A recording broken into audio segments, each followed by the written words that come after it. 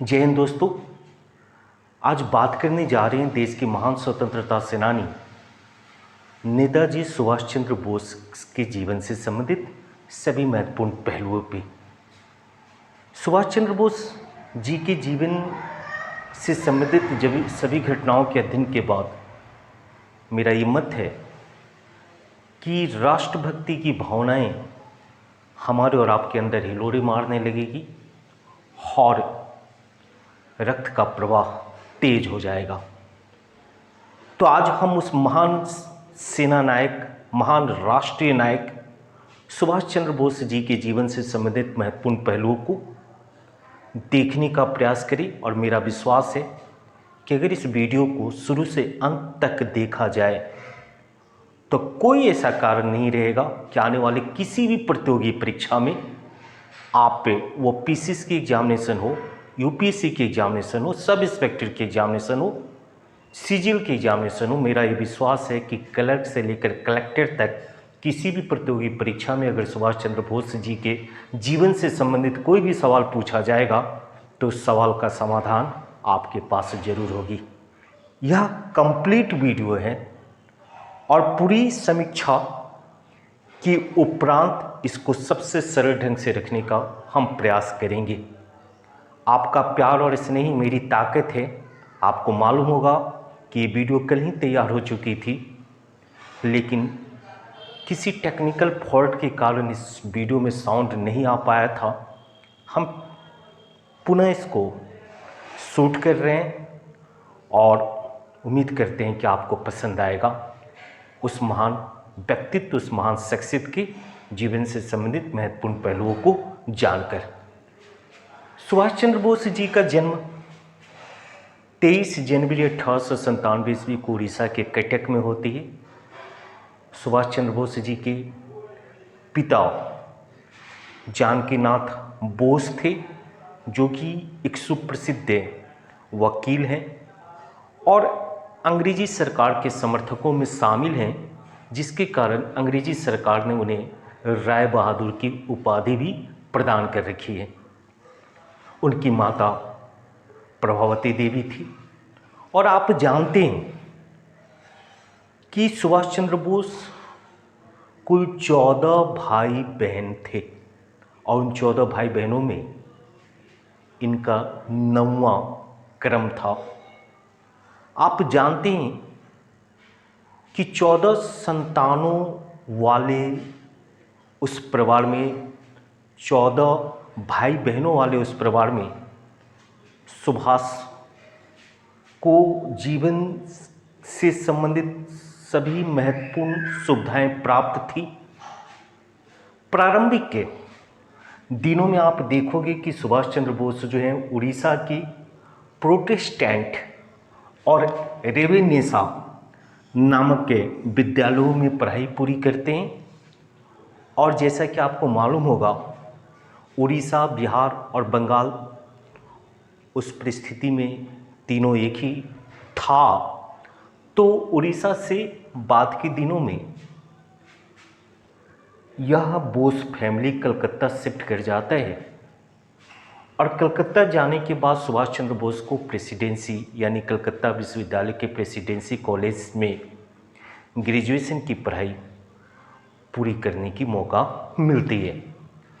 आपको याद होगा कि सुभाष चंद्र बोस जब प्रेसिडेंसी कॉलेज में फिलॉसफी यानी कि दर्शन शास्त्र विषय से स्नातक कर रहे थे, तो उस समय भी उनकी बगावती तेवर, जो कि अंग्रेजी सरकार और अंग्रेज़ों के खिलाफ थी, नज़र आती है।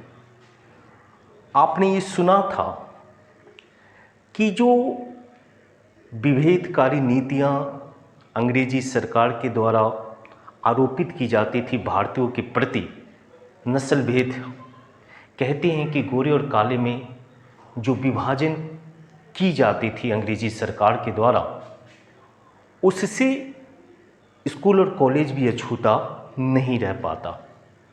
प्रेसिडेंसी कॉलेज में पढ़ने के दौरान एक बार सुभाष चंद्र बोस को बहुत बुरा तब लगता है जब कुछ अंग्रेजी स्टूडेंट्स भारतीय स्टूडेंट्स को यानी सुभाष के दोस्तों को ब्लडी डॉग, बीच, बास्टर्ड जैसी गालियों से पुकार रहे थे, गालियों से अपमानित कर रहे थे, तो ये अपमान देकर सुभाष के अंदर खून खौल उठता है।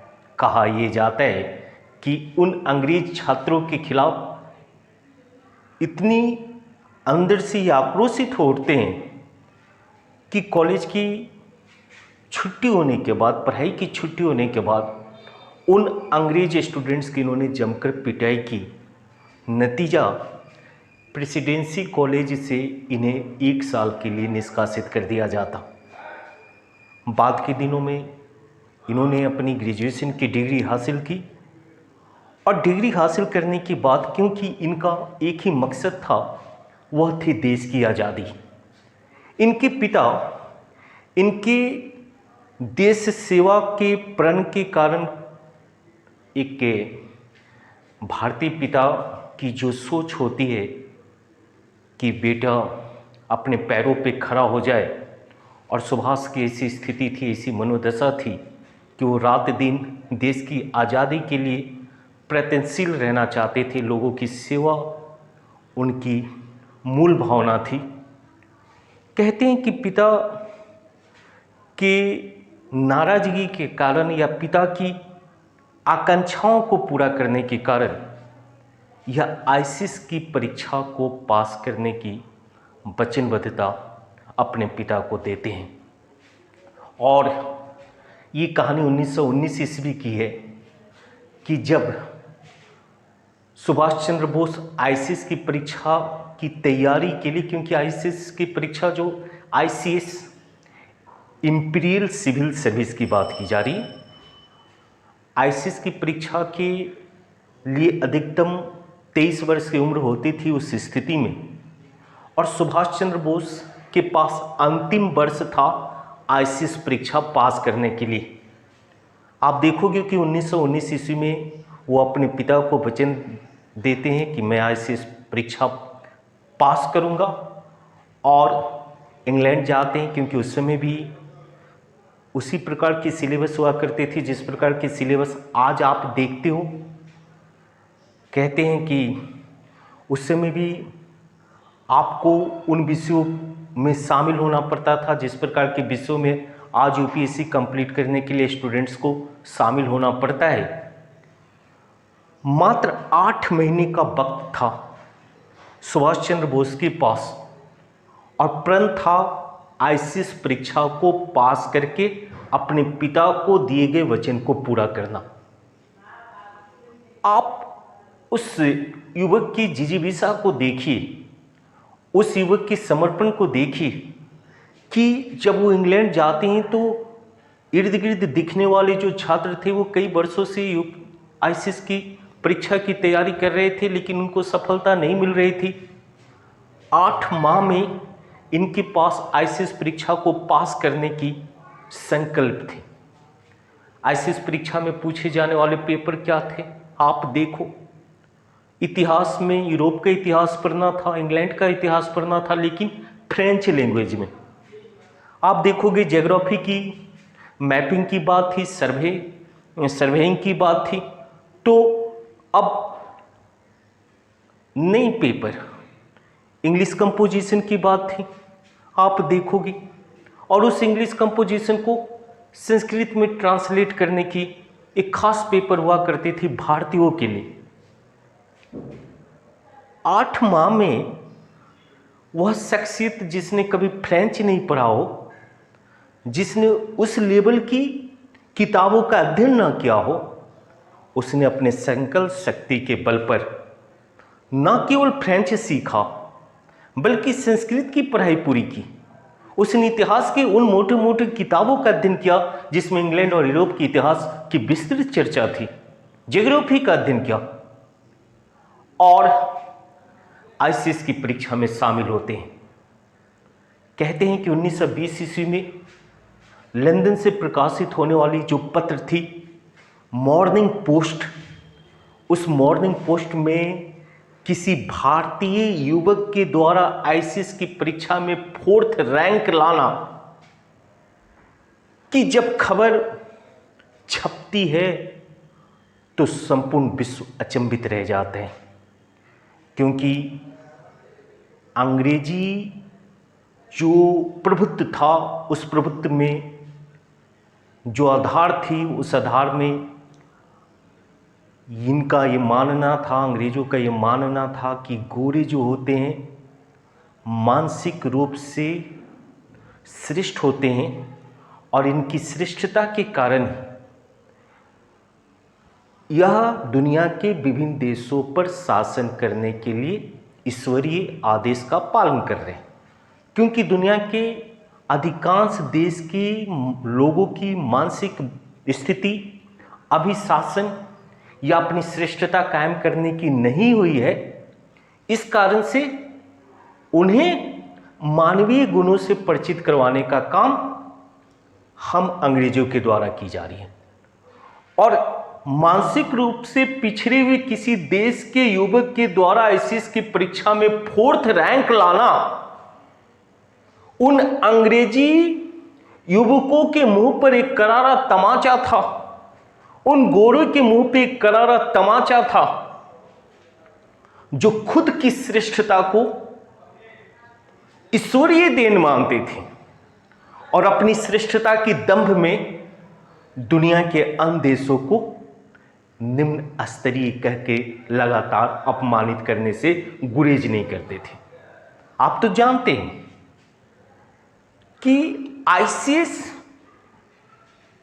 के परीक्षा को पास करना उस तत्कालिक परिस्थिति में सर्वाधिक महान उपलब्धि को अर्जित करने के समान था।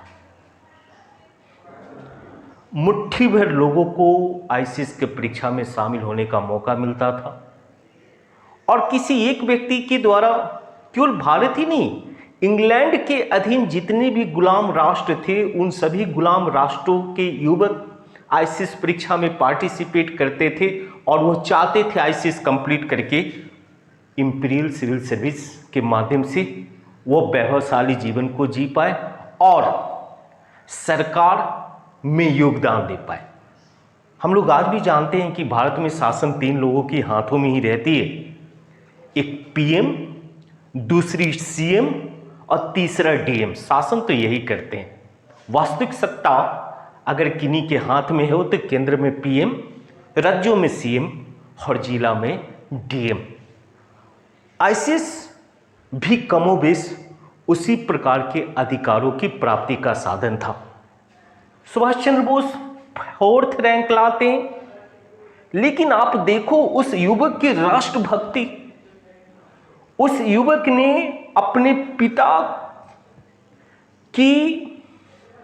पिता को दिए गए वचनबद्धता को पूरा करने के लिए आईसीएस परीक्षा पास की, लेकिन देश के प्रति अपनी वचनबद्धता को पूरा करने के लिए उसने मात्र 7 महीने के बाद लंदन में जब ट्रेनिंग के दौरान ही उसने रिजाइनेशन दे दिया। किस पोस्ट से? तो आईसीएस के पद से। उनके पिता दुखी होते हैं, परिवार के अन्य सदस्य दुखी होते हैं, लेकिन सुभाष खुश थे कि वह उस पद पर काम नहीं करना, उस पद पर अब नहीं थे जो उस पद को वह अंग्रेजी सरकार की मानसिक गुलामी का कारण मानते थे। उनका यह मानना था कि जिस अंग्रेजी सरकार के मुखालपत के लिए हम बने हैं, जिस सुभाष चंद्र बोस का ये यकीन था कि इन अंग्रेजों को इस देश से खदेड़ दिया जाना चाहिए, उस अंग्रेजी सरकार के अधीन रहते हुए उनको कार्य करना गवारा नहीं था। कहीं न कहीं आत्मिक संतोष का कारण नहीं था। जब उन्होंने आईसीएस पद से रिजाइनेशन दे दी तो वो भारत आते हैं। और जैसे कि आपको मालूम होगा, भारत आने के बाद 1921 ईस्वी में उन्होंने बम्बई में मणि भवन में आपके गांधी जी रहा करते थे, गांधी जी से उनकी पहली मुलाकात होती है। आईसीएस पद से रिजाइनेशन देने के बाद वो भारत वापस आते हैं। भारत आने के बाद वो गांधी जी से मुलाकात करते हैं और गांधी जी की मुलाकात के बाद वह कलकत्ता जाते हैं और कलकत्ता में जाकर अपने राजनीतिक गुरु के रूप में CR दास को उन्होंने अपना राजनीतिक आदर्श माना, राजनीतिक गुरु बनाया सी आर दास को, चित्तरंजन दास को, और आध्यात्मिक गुरु स्वामी विवेकानंद जी को। स्वामी विवेकानंद जी, जिनकी डंका संपूर्ण विश्व में पूर्व से स्थापित थी, 1893 ईस्वी के शिकागो धर्म सम्मेलन में उन्होंने अध्यात्म को और हिंदुत्व को संपूर्ण विश्व में स्थापित की थी, और युवाओं के प्रति जो सकारात्मक जो सोच थी स्वामी विवेकानंद जी का, और जो युवाओं को शक्ति का केंद्र मानते थे आपके स्वामी विवेकानंद जी, तो स्वामी विवेकानंद जी की बातों को कहीं ना कहीं सुभाष चंद्र बोस ने आत्मसात किया था कि strength is life, weakness is death. तो इस कारण से सुभाष चंद्र बोस ने स्वामी विवेकानंद जी को अपना आध्यात्मिक गुरु भी घोषित किया। उन्होंने बोला कि हम स्वामी विवेकानंद जी के आदर्शों को अपने जीवन में आत्मसात करते हैं, और तब तक थकेंगे नहीं, जब तक रुकेंगे नहीं, जब तक कि देश की आज़ादी प्राप्त नहीं हो जाती। अब वे कलकत्ता में हैं सुभाष चंद्र बोस जी, और कलकत्ता में 1921 ईस्वी में ही उनको पहली बार अंग्रेजी सरकार ने गिरफ्तार भी कर लिया। और गिरफ्तारी के पीछे कारण था कि 1921 ईस्वी में दिसंबर में आपके इंग्लैंड के राजकुमार प्रिंस ऑफ वेल्स आ रहे थे, और उनके आगमन का विरोध सुभाष चंद्र बोस के द्वारा की गई थी। 6 महीने जेल में रहते हैं, रिहा कर दिए जाते। 1922 ईस्वी में कलकत्ता में नगर पालिका की चुनाव होती है, और उसमें उनके राजनीतिक गुरु सी आर दास को जीतने का मौका मिलता है, और वो महापौर चुने जाते हैं। महापौर सी आर दास ने कलकत्ता नगर पालिका का इन्हें चीफ एग्जीक्यूटिव ऑफिसर, मुख्य कार्यकारी अधिकारी घोषित कर दिया। कहते हैं कि 1922 ईस्वी में भी आप सुभाष चंद्र बोस के द्वारा जो राष्ट्रभक्ति की भावना को प्रकट किया गया था वह अद्वितीय थी। 1922 ईस्वी में मुख्य कार्यकारी अधिकारी बनने के बाद उन्होंने कलकत्ता के विभिन्न उन नामों को निरस्त कर दी जो किसी न किसी अंग्रेजी महापुरुषों के नाम पे रखी गई थी। उन्होंने उन संस्थाओं का, उन सड़कों का नामकरण भारतीय महापुरुषों के नाम पे करना शुरू कर दिया। उस तत्कालिक परिस्थिति में सुभाष चंद्र बोस के द्वारा इस प्रकार के लगातार लिए गए निर्णय कहीं न कहीं उनके अंदर की अदम साहस का परिचय देता था। 1922 के बाद आप लोगों को देखना है कि 1925 ईस्वी की घटना काफ़ी महत्वपूर्ण हो जाती है। 1925 ईस्वी में एक क्रांतिकारी थे जिनका नाम था गोपीनाथ साहा, और गोपीनाथ साहा को क्रांतिकारी गतिविधियों के कारण अंग्रेजों ने फांसी पर लटका दी, फांसी दे दी। सुभाष चंद्र बोस फुट फुट कर रोए थे गोपीनाथ साहा के फांसी की सजा को सुनकर। अत्यधिक प्रेम करते थे गोपीनाथ साहा से, और क्रांतिकारी घटनाओं से सुभाष चंद्र बोस को आसक्ति थी, विशेष लगाव था क्रांतिकारियों से और क्रांतिकारी घटनाओं से। गोपीनाथ साहा की मृत शरीर को प्राप्त करने के लिए सुभाष चंद्र बोस ने अंग्रेजी प्रशासकों से संघर्ष किया, और अंततः गोपीनाथ साहा के शव को प्राप्त करके उनको हिंदू रीति रिवाजों से अंत्येष्टि संस्कार की याद करेंगे। यह कहीं ना कहीं अंग्रेजी प्रशासकों को सकते में डाल देता है, और अंग्रेजी प्रशासक इस बात से भयभीत रहना शुरू कर देते हैं कि यह सुभाष जो है कहीं न कहीं अंग्रेजी प्रशासकों को नुकसान पहुंचाने में सक्षम है, और इस पे उनकी पैनी निगाहें रहनी शुरू हो जाती। बाद में 1928 ईस्वी की वो घटना काफ़ी महत्वपूर्ण हो जाता है। आप देखोगे कि साइमन कमीशन 1928 ईस्वी में आती है, और कलकत्ता में साइमन कमीशन का विरोध सुभाष चंद्र बोस के द्वारा की जाती है। साइमन कमीशन का नेतृत्व जिस प्रकार से देश के अलग अलग हिस्सों में अलग अलग नेताओं के द्वारा की जाती है, उसी प्रकार से कलकत्ता में साइमन कमीशन गो बैक का नारा आपके सुभाष चंद्र बोस के द्वारा लगाई जाती है। 1928 ईस्वी में साइमन कमीशन के विरोध के उपरांत इंग्लैंड के जो सचिव थे बिरकनहेड ने नेहरू को ये चुनौती दी थी, भारतीयों को ये चुनौती दी थी कि साइमन कमीशन हम लोगों ने भेजा और आप लोग उसका विरोध कर रहे हैं, अगर आप लोग विरोध कर रहे हैं तो आपस में मिलकर के एक संविधान का निर्माण कीजिए। और कहते हैं कि नेहरू के नेतृत्व में जो संविधान निर्माण के लिए जो ऑर्गेनाइजेशन बनी थी, उस ऑर्गेनाइजेशन के एक सदस्य आपके सुभाष चंद्र बोस भी थे। आप 1928 ईस्वी का वो वर्ष याद रखते हैं। हम लोगों ने अक्सर 1929 ईस्वी के लखनऊ कह रहे लाहौर अधिवेशन की चर्चा करते सुना है, लोगों को याद रखते सुना है, क्योंकि 1929 ईस्वी के लाहौर अधिवेशन में ही भारत की पूर्ण स्वतंत्रता का प्रस्ताव पारित हुआ था लाहौर के रावी नदी के तट पे, जिस अधिवेशन की अध्यक्षता आपके जवाहरलाल नेहरू के द्वारा की गई थी। 1929 ईस्वी के एक वर्ष पूर्व 1928 ईस्वी में आप देखोगे कि कलकत्ता में कांग्रेस का अधिवेशन आयोजित हुई थी और उस कलकत्ता के कांग्रेस अधिवेशन में अध्यक्षता मोतीलाल नेहरू के द्वारा की गई थी।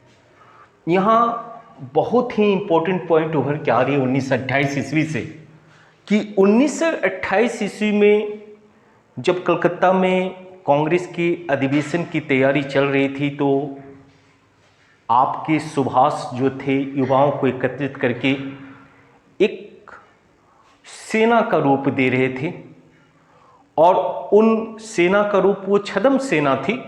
युवाओं को सैनिकों की वेशभूषा वाली पहनावा को पहनाना, और जब मोतीलाल नेहरू जी राष्ट्रीय ध्वज को फहरा रहे थे, उस समय के तत्काल जो झंडा थे उसको फहरा रहे थे, तो कहते हैं कि अपने सारे युवकों के साथ सुभाष चंद्र बोस ने खादी का गणवेश धारण करते हुए फौजी सैल्यूट की थी, तिरंगे को भी और मोतीलाल नेहरू को भी। कमाल की फीलिंग। आप उस शख्सियत की कहानी को समझने की कोशिश कीजिए कि जो कांग्रेस के अधिवेशन में फौजी ड्रेस पहन करके फौजी वेशभूषा में युवाओं के साथ फ्लैग को सैल्यूट कर रहा हो। कहते हैं कि गांधी जी को ये पसंद नहीं आया था और गांधी जी की टिप्पणी थी कि सुभाष को क्या जरूरत थी बंदरों का जमावड़ा लगाने का, सोचो। लेकिन सुभाष ने कभी गांधी जी की बातों का बुरा नहीं माना, क्योंकि सुभाष यंग थे, यूथ, और उस युवा के अंदर बड़ों के प्रति सम्मान दिखलाने की भावनाएं कूट कूट कर भरी हुई थी। इसीलिए उन्होंने कभी भी किसी बड़े राजनेता के खिलाफ टिप्पणी नहीं की। 1928 ईस्वी के बाद 1930 ईस्वी का वर्ष आता है, जिस वर्ष में सविनय अवज्ञा आंदोलन संपूर्ण भारत में शुरू हो जाते हैं और 1930 ईस्वी में सविनय अवज्ञा आंदोलन का नेतृत्व कलकत्ता में फिर से सुभाष चंद्र बोस के हाथों में आ जाती और 1930 ईस्वी में सविनय अवज्ञा आंदोलन के दौरान उनको गिरफ्तार कर लिया जाता, मांडले जेल भेज दी जाती। मांडले जेल में उनकी तबीयत खराब हो जाती, उनको रिहा किया जाता। बाद के दिनों में देखेंगे कि फिर से उनको गिरफ्तार किया जाता है 1932 ईस्वी में सुभाष चंद्र बोस को, और फिर से उन्हें आप अल्मोड़ा जेल भेज दी जाती 1932 ईस्वी में। वहाँ भी उनकी तबीयत खराब होती है और अंततः अंग्रेजों ने मजबूरन उन्हें जेल से रिहा किया और चिकित्सा संबंधी कार्य को पूरा करने के लिए, पूर्णतः स्वास्थ्य लाभ लेने के लिए उन्हें यूरोप भेज दी। आपको याद होगा कि 1933 ईस्वी से लेकर के 1936 ईस्वी तक सुभाष चंद्र बोस यूरोप में रहते हैं और वह अपने चिकित्सा संबंधी कार्यों को संपादित करते हैं। और उसी दौरान 1934 ईस्वी में उन्हें ऑस्ट्रिया की एक युवती से मुलाकात होती है जिसका नाम है एमिली सैकल। ऑस्ट्रिया, ऑस्ट्रेलिया नहीं, इस बात को याद रखना चाहिए आपको कि 1933 ईस्वी से लेकर के 1936 ईस्वी तक सुभाष चंद्र बोस यूरोप में हैं और यूरोप में उन्होंने कई नेताओं से उस दौरान मुलाकात भी की थी, जिसमें आपको मुसोलिनी का भी नाम प्रमुखता से लिया जाता है।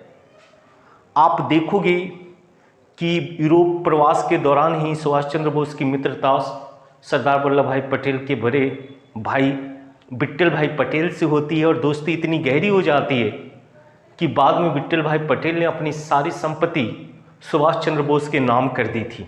ये अलग बात है कि बाद में ये मामला कानूनी दांवपेच का हिस्सा बन जाता और अंततः वो संपत्ति सरदार पटेल को प्राप्त होती है, जो सरदार पटेल ने उस संपत्ति को गांधी और कांग्रेस के लिए समर्पित कर दिया।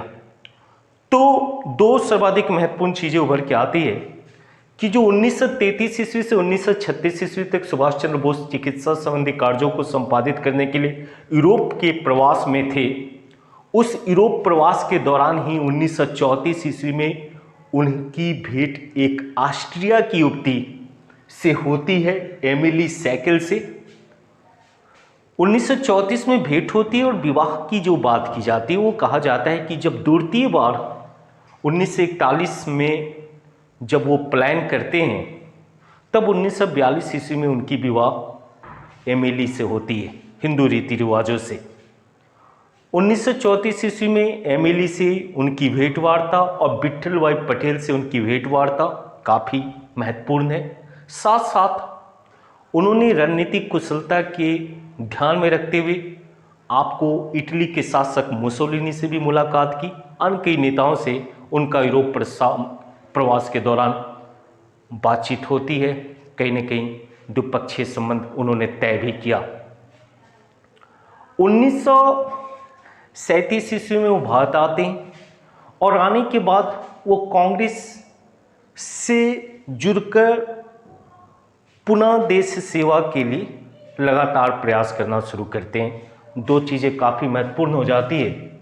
जब वो भारत वापस आते हैं तो 1938 ईस्वी में कांग्रेस का 51वां अधिवेशन हरिपुरा गुजरात में आयोजित होती है और उस 51 नंबर के अधिवेशन की अध्यक्षता करने का गौरव सुभाष चंद्र बोस को प्राप्त होता है। हरिपुरा अधिवेशन के 51वां अधिवेशन था तो कहा यह जाता है कि 51 बैलों के रथ पर सवार करके, यानी 51 बैलों के द्वारा खींचे गए रथ पर सुभाष चंद्र बोस को बैठा करके उनका अभिनंदन किया गया था। स्थिति ये थी हरिपुरा अधिवेशन तक। लेकिन क्योंकि सुभाष चंद्र बोस यूरोप से भारत वापस आए थे और यूरोप की राजनीतिक हालातों का उन्होंने बाखूबी अध्ययन किया था और उनके अंदर इस बात का विश्वास था कि आने वाले दिनों में द्वितीय विश्व युद्ध प्रारंभ हो जाएगी और वो चाहते थे कि लगभग 1939 ईस्वी में शुरू होने वाली द्वितीय विश्व युद्ध के दौरान जब इंग्लैंड की स्थिति खोखली हो, हमें पूर्णता के साथ देश की आज़ादी के लिए प्रयास करना होगा। उनका ये विश्वास था कि साध्य की प्राप्ति के लिए साधन किसी भी प्रकार का हो, उसका इस्तेमाल किया जाना अनुचित नहीं होगा और हम सभी भारतीयों को तैयार रहनी चाहिए द्वितीय विश्व युद्ध के शुरू होने के साथ ही अंग्रेजों के खिलाफ संपूर्णता के साथ संघर्ष करने के लिए। यह जब सुभाष चंद्र बोस की इस तरीके की जो विचारों का बीजारोपण कांग्रेस में की जा रही थी, इससे गांधी काफ़ी कुपित हो उठते हैं। उनका ये मानना था कि द्वितीय विश्व युद्ध के दौरान जब अंग्रेजी सरकार खोखली स्थिति में होगी, उस समय कांग्रेस को किसी भी प्रकार का प्रयास देश की स्वतंत्रता के लिए नहीं करना चाहिए। और उनका ये भी मत था कि सुभाष साध्य की प्राप्ति के लिए साधन अगर हिंसात्मक भी चाहते हैं तो गांधी और कांग्रेस इसका कभी समर्थन नहीं करेगा। स्थिति ये उत्पन्न हो जाती है कि 1939 ईस्वी में द्वितीय जो त्रिपुरी में अधिवेशन आयोजित होने वाली थी, 1939 ईस्वी में जो 52वीं अधिवेशन थी, उस अधिवेशन की अध्यक्षता भी सुभाष चंद्र बोस इसलिए करना चाहते थे क्योंकि उनका ये मत था कि द्वितीय विश्व युद्ध के दौरान हम कांग्रेसियों को जो संघर्ष करना है उस संघर्ष का नेतृत्व हमारे पास होनी चाहिए। गांधी जी पूर्णतः नाराज थे सुभाष चंद्र बोस की नीतियों से और उन्होंने कहा अपने समर्थकों को कि किसी भी परिस्थिति में 1939 ईस्वी की त्रिपुरी अधिवेशन की अध्यक्षता सुभाष को नहीं प्राप्त होनी चाहिए। लोगों ने कहा लेकिन सुभाष के नेतृत्व को सभी लोग पसंद कर रहे हैं। गांधी ने कहा कि लोग बेवकूफ हैं, लोगों की समझदारियां समाप्त हो जा रही है। सुभाष देश को अराजकता में झोंकना चाहता है। द्वितीय विश्व युद्ध के दौरान जब इंग्लैंड विश्व युद्ध में लुप्त होगा तो यह देश की आज़ादी के लिए पूर्णतः संघर्ष करना चाहते हैं, जो कदापि उचित नहीं है। सुभाष और गांधी की विचारधारा यहां पुनः देखेंगे आप कि सुभाष और गांधी के विचारधारा में मतांतर पूर्णतः उभर के आ जाता है। स्थिति ये हो जाती है कि त्रिपुरी अधिवेशन में गांधी ने अपना समर्थित उम्मीदवार पटाभी सीतारामैया को सुभाष चंद्र बोस के खिलाफ लड़ने के लिए खड़ा कर दिया और ये भी घोषणा कर दी कि पटाभी सीतारामैया अगर हारते हैं तो वह उनकी हार ना होकर गांधी की हार होगी। लेकिन देखिए उस युवा नेता की नेतृत्व कौशल को कि 1939 ईस्वी की त्रिपुरी अधिवेशन में उन्होंने पटाभी सीतारामैया को पराजित किया। नतीजा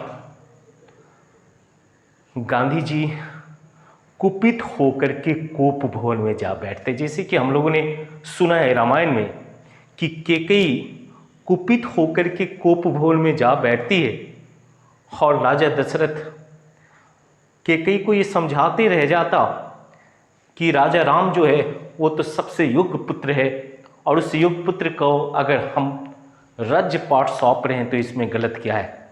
यहाँ देखो आप कि सुभाष के पास नेतृत्व का आ जाना कहीं न कहीं कोप भवन में बैठ जाने का कारण बनता है गांधी जी का। गांधी जी से कई मुलाकात करना चाहते हैं और सुभाष चंद्र बोस ये चाहते हैं कि गांधी का आशीर्वाद प्राप्त हो क्योंकि सुभाष चंद्र बोस ने कभी ये नहीं कहा। उनका ये कहना था कि गांधी जी भी देश की आज़ादी चाहते हैं, हम भी देश की आज़ादी चाहते हैं। जब वो दूसरी बार अध्यक्ष बन जाते हैं तो वो गांधी के पास बार बार पहुँच कर ये समझाने का प्रयास करते हैं कि बापू आप हमें आशीर्वाद दो, राष्ट्र की आज़ादी हम दोनों के लिए सर्वथा महत्वपूर्ण है। लेकिन गांधी सुभाष से जब मिलने से इनकार कर देते तो अंततः सुभाष चंद्र बोस ने 19 अप्रैल 1943 ईस्वी को यानी 29 अप्रैल याद रखेंगे 29 अप्रैल 1943 ईस्वी को कांग्रेस से रिजाइनेशन दे दी और कलकत्ता जाकर के 3 मई 1939 ईस्वी को फॉरवर्ड ब्लॉक नामक पार्टी का गठन कर लिया। फॉरवर्ड ब्लॉक नामक पार्टी के गठन के उपरांत सुभाष चंद्र बोस की एक ही उद्देश्य रह जाती है और वह थी भारत को अंग्रेजी दास्ता से मुक्त करवाना। अब वे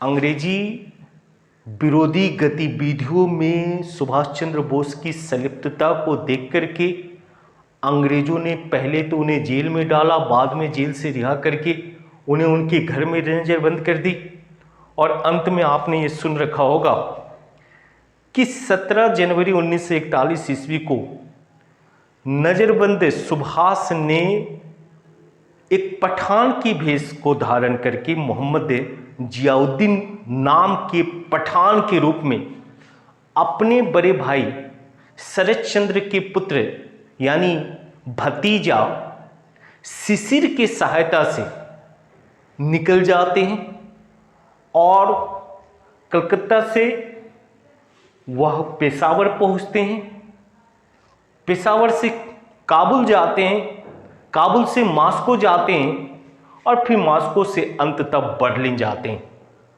और आप उस परिस्थिति में उनकी नेतृत्व कौशल का थोड़ा अनुभव करने की कोशिश कीजिए कि वो मॉस्को में स्टालिन से मिलते हैं, तो बर्लिन जब पहुंचते हैं तो उस समय के जो निरंकुश शासक के रूप में चर्चित थे, उनका ये मानना था कि दुश्मन का दुश्मन मेरा दोस्त होगा, क्योंकि रणनीतिक सूझबूझ ये उनको बतलाती थी कि इंग्लैंड मेरा दुश्मन है, वास्तविक दुश्मन मेरा कौन है? ब्रिटेन है।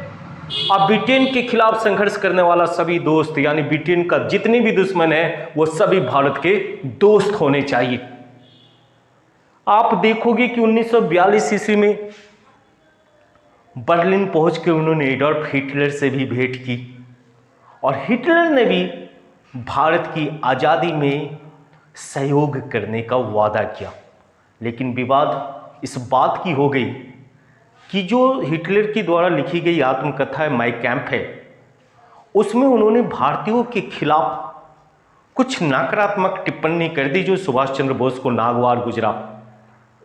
माई कैंप में उन्होंने उल्लेख किया गया कि भारतीय दासता के ही हकदार हैं, क्योंकि भारतीय अपनी मानसिकता के कारण इस ब्रिटिशर्स के गुलामी की बेड़ियों में जकड़े हुए। जो सुभाष को नागवार गुजरता है, सुभाष ने सूचित की हिटलर को कि हम भारतीयों के खिलाफ इस तरीके की नेगेटिविटी के साथ टिप्पणी नहीं करते, और कहते हैं कि द्वितीय संस्करण जब प्रकाशित हुई थी माई कैंप है तो उससे इस पॉइंट को निकाल दिया गया था। ये सुभाष की राष्ट्रभक्ति का प्रतीक है। राष्ट्रभक्ति क्या बला है, यह सुभाष चंद्र बोस से सभी लोगों को सीखनी चाहिए।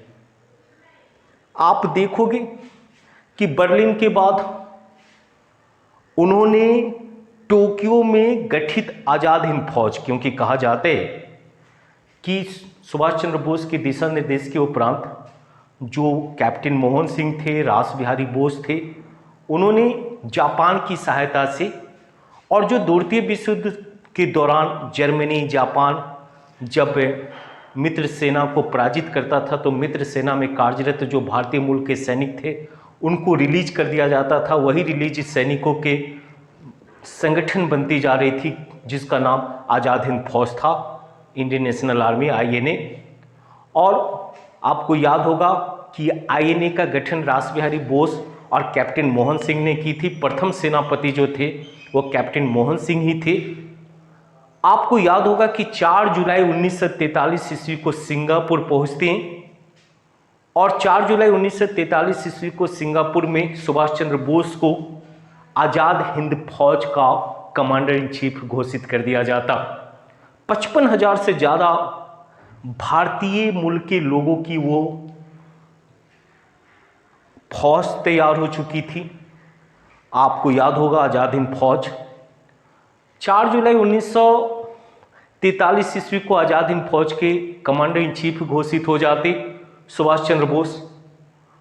और ये भी देखो कि 5 जुलाई 1943 ईस्वी को उन्होंने सैनिकों को संबोधित करते हुए जय हिंद का नारा दिया और सैनिकों को आह्वान किया कि दिल्ली चलो, क्योंकि अब देश पुकार रहा है, मातृभूमि पुकार रही है और देश की आज़ादी हमारा अंतिम लक्ष्य अब मुकर्रर होना चाहिए। कहते हैं कि जापान से जो आपका रणनीतिक संबंध तैयार की गई थी, जर्मनी से की गई थी, इटली से किया गया था। आपको ये भी याद होगा कि 21 अक्टूबर 1943 ईस्वी को सुभाष चंद्र बोस ने सिंगापुर में अस्थायी सरकार की घोषणा कर दी। कमाल की बात है कि एक गुलाम राष्ट्र का व्यक्ति किसी विदेशी सरजमी पे अस्थायी सरकार की घोषणा करता है, और आप देखोगे कि उस सरकार को मान्यता देने वाले देशों की संख्या 11 थी, और उस अस्थायी सरकार का खुद को राष्ट्रपति, प्रधानमंत्री, कमांडर इन चीफ घोषित करने वाला वो महान देशभक्त सुभाष चंद्र बोस ही थे। 11 देशों ने मान्यता दी, चाइना ने, जापान ने, कोरिया ने, जर्मनी ने, इटली ने, इन सभी देशों ने आपके उस अस्थायी सरकार के राष्ट्रपति, प्रधानमंत्री, commander in chief Subhash Chandra Bose को माना और ये माना कि अब भारत के संदर्भ में किसी भी प्रकार की जो रिलेशन तय होगी इस अस्थायी सरकार जिसका नेतृत्व सुभाष चंद्र बोस के द्वारा की जा रही है, शायद यही था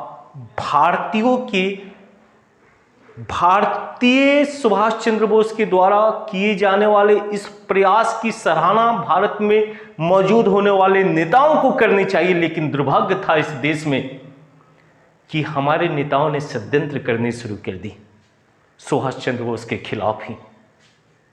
कहते हैं कि 1943 ईस्वी में आज़ाद हिंद फौज का 1943 ईस्वी में उन्होंने अस्थायी सरकार की घोषणा की और वह एक तरफ उस अस्थायी सरकार के माध्यम से दुनिया भर के देशों को ये संदेश देने में कामयाब हो रहे थे कि अब बहुत हुआ हमारी गुलामी की, हमारी दास्ता की, नजर रखिए हम भारतीयों के ऊपर, हम भारतीय अब अपने देश की स्वतंत्रता का अंतिम संघर्ष कर रहे हैं। एक तरफ जहां सुभाष चंद्र बोस अस्थायी सरकार के माध्यम से दुनिया भर के देशों को अपने साथ जोड़ने का प्रयास कर रहे हैं, दूसरी तरफ सुभाष चंद्र बोस आज़ाद हिंद फौज में महिलाओं के लिए एक रेजिमेंट तैयार कर रहे हैं, जिस रेजिमेंट का नाम होता है रानी लक्ष्मीबाई रेजिमेंट, जिसकी प्रमुख के रूप में उन्होंने लक्ष्मी सहगल का चयन किया। आप देखोगे उन्होंने Subhash brigade, Gandhi brigade, Nehru brigade जैसी कई ब्रिगेडों की स्थापना की। आप ये देखेंगे कि जापान ने अंग्रेजों से जीते हुए अंडमान एवं निकोबार द्वीप समूह को आज़ाद हिंद फौज को सौंप दी। अंडमान का नामकरण सुभाष चंद्र बोस के द्वारा शहीद किया जाता है, तो निकोबार द्वीप का नाम उन्होंने स्वराज रखा। आप इस 2 पॉइंट को भी याद रखेंगे कि जापानियों के द्वारा जो अंडमान एवं निकोबार द्वीप समूह आज़ाद हिंद फौज को सौंपी जाती है, तो अंडमान जो द्वीप समूह था उसका नामकरण शहीद की जाती है सुभाष चंद्र बोस के द्वारा, और जो निकोबार द्वीप समूह उसका नामकरण सुभाष चंद्र बोस ने स्वराज किया। आप अब ये भी देखोगे कि किस प्रकार से जापान के सहयोग के से हम लोग कोहिमा तक पहुंच जाते हैं और कोहिमा को जीतने का पूर्णतः प्रयास करते हैं। और कोहिमा को जीतने के दौरान ही यह जो है अप्रैल 1944 से लेकर के जून 1944 ईस्वी तक भीषण संघर्ष होता है। जापान के सैनिक भी आज़ाद हिंद फौज के साथ सहयोगी की भूमिका में होती है, लेकिन दुर्भाग्य था कि विपरीत मौसमी हालातों के कारण और द्वितीय विश्व युद्ध के दौरान जापान के खिलाफ विभिन्न मित्र राष्ट्र के द्वारा घेराबंदी के कारण जापान ने अपने कदम पीछे खींच लिए और अकेले आज़ाद हिंद फौज ने सुभाष चंद्र बोस के कुशल रणनीति के साथ उस कोहिमा को जीतने की कोशिश की। आपको याद होगा कि सुभाष चंद्र बोस रंगून पहुंचते हैं और रंगून के रेडियो से उन्होंने भारतीय सैनिकों का मनोबल, आज़ाद हिंद फौज के सैनिकों का मनोबल बढ़ाते हुए ये घोषणा की थी कि हमने बहुत सारी त्याग की है, लेकिन अब वक्त आ गया है प्राणों की आहुति देने का। मां भारती पिछले कई वर्षों से गुलामी की बेड़ियों में जकड़े रहने के कारण दर्द से कराह रही है। हमें अब मुक्त करवाना होगा, हमें संपूर्णता के साथ अपने प्राणों की आहुति देनी होगी। आप हमें खून दो, हम आजादी देंगे। कहते हैं कि बर्मा से, रंगून से घोषित की गई इस नारे का प्रभाव संपूर्ण भारत पे उत्साह का कारण बनता है। युद्ध कहीं न कहीं राष्ट्र प्रेम की भावनाओं से ओतप्रोत होने लगते हैं। जो जापान के अलग हो जाने के कारण आज़ाद हिंद फौज में शिथिलता आने लगी थी, उसमें एक नए उत्साह का संचार हो जाता है। 6 जुलाई 1944 ईस्वी का वो ऐतिहासिक दिन भी याद करने के योग्य है, जिस दिन सुभाष चंद्र बोस ने रंगून रेडियो से ही गांधी के नाम संदेश प्रसारित किया था और पहली बार गांधी को राष्ट्रपिता कहते हुए संबोधित किए थे। राष्ट्रपिता गांधी, हम आपको नमन करते हैं। अपने आजाद हिंद फौज और अपने साथियों के साथ मुझे मालूम है कि अंग्रेजी सरकार किसी भी परिस्थिति में भारतीयों को स्वाधीनता प्रदान नहीं करने जा रही। वो हमारे अहिंसात्मक तरीकों से देश को आजाद नहीं करेगी और आजादी के लिए हमें प्राणों की आहुति देनी होगी। राष्ट्रपिता बापू, आप हमें आशीर्वाद दीजिए कि देश की आजादी का अंतिम संघर्ष प्रारंभ हो चुका है और देश की आजादी के उस अंतिम संघर्ष में आपके आशीर्वाद हमें और हमारे सैनिकों का मनोबल बढ़ाने का कार्य करेगा। आप आशीर्वाद दो कि हम अंग्रेजी हुकूमत से मां भारती को मुक्त करवा पाए। ये कमाल का स्पिरिट देखो उस युवा लीडर का, जिसे दुनिया नेताजी के नाम से जानती है, और नेता कहना और नेता बनना दोनों को सिखलाया सुभाष चंद्र बोस ने। जिस गांधी के कारण सुभाष चंद्र बोस ने 1939 ईस्वी की त्रिपुरी अधिवेशन में अध्यक्ष पद को जीतने के बाद भी ठोकर मार दी, जिस गांधी के असहयोगात्मक रवैये के कारण फॉरवर्ड ब्लॉक नामक पार्टी का गठन करना पड़ा, उस गांधी को सुभाष ने राष्ट्रपिता कहते हुए न केवल आशीर्वाद मांगी, बल्कि उनसे ये निवेदन किया कि मां भारती की आजादी का अंतिम संघर्ष प्रारंभ हो चुका है। आपकी शुभकामनाएं मेरी और हमारे सैनिकों का मनोबल बढ़ाने का काम करेगी। राष्ट्रपिता बापू, हमें आशीर्वाद दो। कहते कि बापू ने किस प्रकार का आशीर्वाद दिया, लेकिन याद कीजिए कि स्थिति ये उत्पन्न हो जाती है कि जब सुभाष चंद्र बोस फार्मोसो द्वीप के ऊपर अपने हवाई जहाज से जा रहे थे तो उनकी प्लेन क्रैश कर जाती है और 18 अगस्त 1945 ईस्वी को असामयिक रहस्यमयी मौत सुभाष चंद्र बोस की हो जाती है। हम लोग को याद रखना है कि सुभाष चंद्र बोस की मौत के बाद उनके आजाद हिंद फौज पे नवंबर 1945 ईस्वी में मुकदमा शुरू हो जाता है दिल्ली लाल किले में, और आजाद हिंद फौज के प्रति भारतीयों का जो प्यार था, सुभाष चंद्र बोस के प्रति जो भारतीयों का प्यार था, कहते हैं कि कैप्टन ढिल्लो, कैप्टन सहगल, शाहनवाज खां, 3 अलग अलग लोग देखोगे, एक सिख है, एक हिंदू है, एक मुस्लिम है, जो आज़ाद हिंद फौज से संबंधित है। इन तीनों के जब मुकदमा शुरू हो जाती है नवंबर 1945 ईस्वी में, और इन आज़ाद हिंद फौज के सैनिकों के बचाव पक्ष में भूलाबाई देसाई, तेज बहादुर सप्रू, जवाहरलाल नेहरू जैसे लोगों का नाम उभर के आता है। तो भारतीय का प्रेम आज़ाद हिंद फौज के प्रति किस कदर उमड़ रही थी कि उन लोगों ने नारा लगाया था, लाल किला तोड़ दो, आज़ाद हिंद फौज के सैनिकों को छोड़ दो। तो मां भारती के उस महान वीर सपूत को आप पूर्णतः देख पा रहे हो कि 18 अगस्त 1945 ईस्वी को मौत के आगोश में चिर निद्रा में सो तो जरूर जाते हैं, लेकिन सुभाष चंद्र बोस की महानतम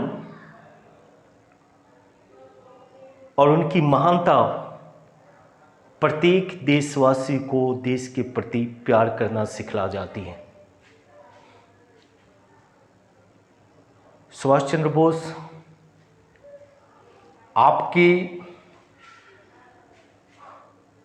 सुभाष चंद्र बोस की कहानी को केवल आप इसीलिए नहीं पढ़ते, आपको ये समझना होगा कि उस शख्सियत ने हर पल राष्ट्र क्या कहते हैं, दिल दिया है जान भी देंगे ए वतन तेरे लिए, हर करम अपना करेंगे ए वतन तेरे लिए, दिल दिया है जान भी देंगे ए वतन तेरे लिए। आप सोचो, आपको याद होना चाहिए कि सुभाष चंद्र बोस की जन्म तिथि को आज पराक्रम दिवस के रूप में मनाने की घोषणा जरूर कर दी गई है, लेकिन उस पराक्रमी नेता, उस पराक्रमी महान देशभक्त के देश के प्रति समर्पण को याद रखने की दायित्व भी बढ़ गई है। हम हर 23 जनवरी को पराक्रम दिवस जरूर मनाएंगे। उन्होंने इंडियन स्ट्रगल नामक पुस्तक में बहुत कुछ लिखा भी है। सुभाष चंद्र बोस के द्वारा लिखी गई पुस्तक का नाम इंडियन स्ट्रगल है। आप उस चीज़ को भी याद रखेंगे। तो आज सुभाष चंद्र बोस की A to Z कहानी को हम आप तक पहुंचाने में सफल रहे हैं। उम्मीद करते हैं कि आप इस कहानी को अपने मन मस्तिष्क में अगर स्थापित कर लेते हैं तो ये कहानी नहीं है, ये आत्मिक संतोष का कारण बनेगा। ये आत्मिक संतोष का कारण इसलिए बनेगा क्योंकि राष्ट्र उस महान सपूत का कर्जदार है जिसे राष्ट्र ने प्रेम नहीं किया, उसकी वीरता की कहानी को छिपाई गई। हमारे पुस्तकों से उनकी कहानियों को नज़रअंदाज किया गया। सरकार ने वो श्रेय नहीं दिया जिस श्रेय के वो वास्तविक हकदार है। तो आज हम लोग बोलते हैं जय हिंद, भारत माता की जय, जय सुभाष चंद्र बोस।